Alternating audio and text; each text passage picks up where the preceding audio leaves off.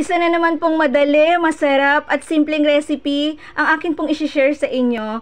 Sigurado po akong magugustuhan nyo ito dahil panalong-panalo po ang lasa, kaya tara, samahan nyo po akong lutuin ito.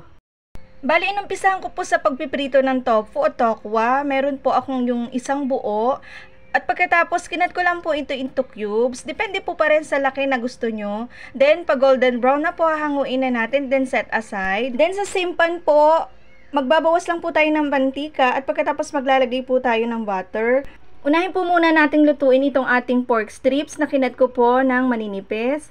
At pagkatapos po, lutuin lamang po natin ito sa loob ng 10 minutes hanggang sa maging golden brown. At pag okay na po, ilalagay po muna natin siya sa side ng pan at umpisahan na po nating magisa ng bawang at sibuyas. At pag okay na po yung ating bawang at sibuyas, pwede na po natin itong pagsamahin, then halu-haluin lamang po. At pag okay na po, titimplahan na po natin ng mga pampalasa. Meron po tayong oyster sauce, soy sauce, black pepper at may konting sugar na pinagsama-sama ko po.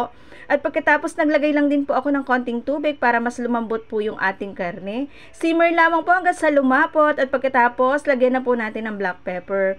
Tikman po natin para makapag-adjust po tayo ng lasa at pag okay na, pwede na po nating ilagay yung ating piniritong tofu. Then halu-haluin lamang po hanggang sa makoat po ng sauce lahat at pag okay na po, ilalagay na po natin yung 2 tali ng kangkong. Yan, 2 tali po yung nilagay ko dyan para po umimpis, takpan po natin. At pag okay na po, pag halu-haluin na po natin hanggang sa ma-well coat po lahat.